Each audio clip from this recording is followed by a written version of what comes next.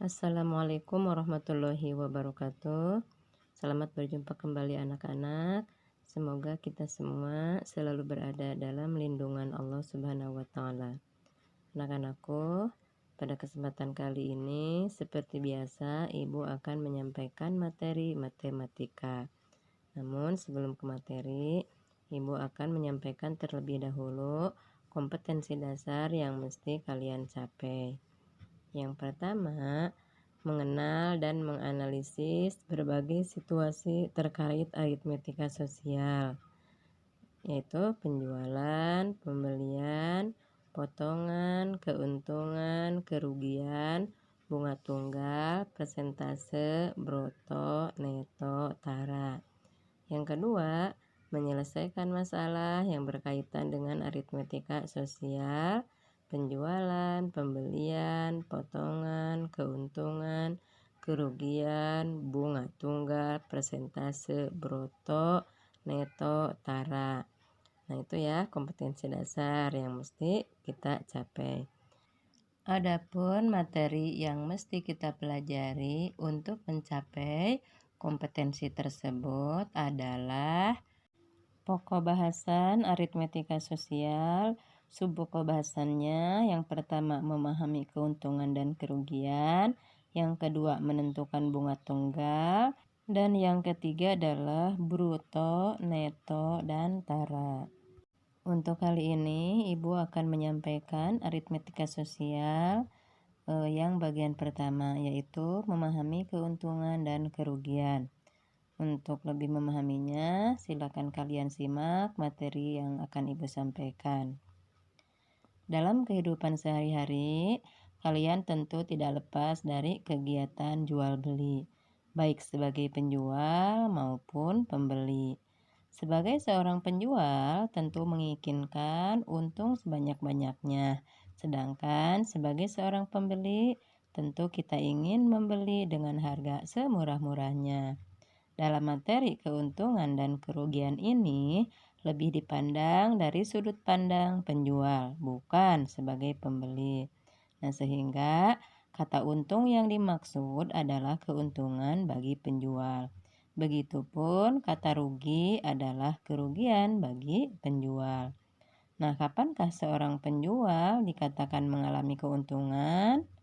Kapan juga seorang penjual dikatakan mengalami kerugian? Nah, untuk lebih memahaminya, mari kita amati aktivitas jual beli berikut. Kegiatan pertama yaitu Pak Subur tukang bubur ayam. Pak Subur seorang penjual bubur ayam di daerah Jakarta. Seperti biasa, setiap pagi Pak Subur pergi ke pasar untuk berbelanja bahan pokok untuk membuat bubur ayam. Untuk membeli bahan pokok bubur tersebut, Pak Subur menghabiskan uang sebesar 1 juta rupiah. Dengan bahan baku tersebut, Pak Subur mampu membuat sekitar 130 porsi bubur ayam dan dijual dengan harga 10.000 per porsi. Pada hari itu, Pak Subur mampu menjual 110 porsi bubur ayam. Apakah Pak Subur mengalami keuntungan atau kerugian? Nah, untuk mengetahuinya, mari kita lihat ya. Modal yang dikeluarkan atau bisa juga disebut dengan harga beli ya, karena kan membeli bahan-bahan itu tadi adalah 1 juta rupiah. Sedangkan pemasukan atau bisa juga disebut dengan harga jual. Nah, karena yang terjualnya adalah 110, sedangkan proporsinya adalah 10.000, maka 110 kali 10.000 sama dengan 1.100.000 rupiah. Nah, karena pemasukan atau harga jual lebih besar daripada modal yang dikeluarkan atau harga beli, maka keadaan tersebut disebut dengan untung. Jadi, untung adalah harga jual dikurang harga beli, atau boleh pemasukan dikurang pengeluaran. Tadi pemasukannya adalah 1.100.000, pengeluarnya adalah 1 juta. Maka untungnya adalah 1.100.000 dikurang 1 juta sama dengan Rp100.000. Sekarang kita lanjutkan ke kegiatan yang kedua, yaitu Pak Soso tukang bakso. Pak Soso seorang penjual bakso di daerah Malang. Setiap hari Pak Soso menghabiskan Rp800.000 untuk belanja bahan baku untuk membuat bakso.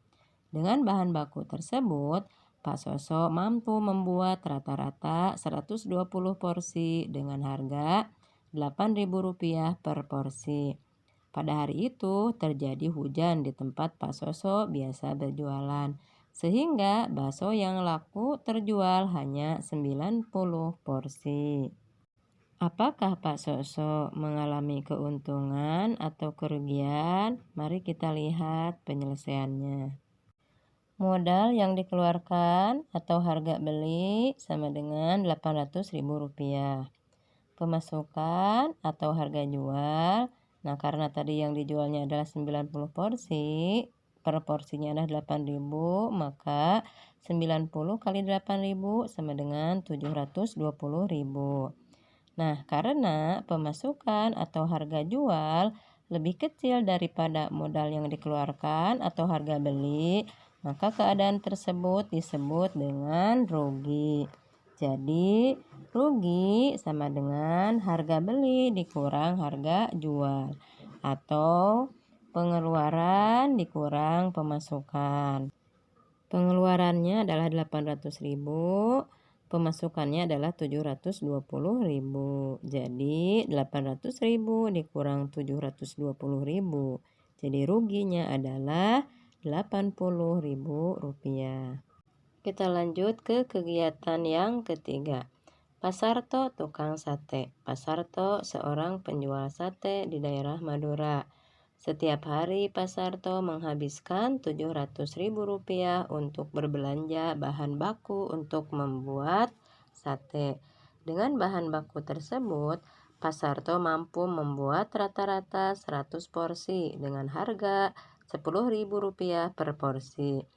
Pada hari itu terjadi hujan di tempat Pak Sarto biasa berjualan, sehingga sate yang laku terjual hanya 70 porsi.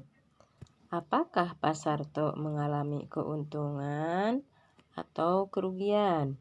Mari kita lihat penyelesaiannya.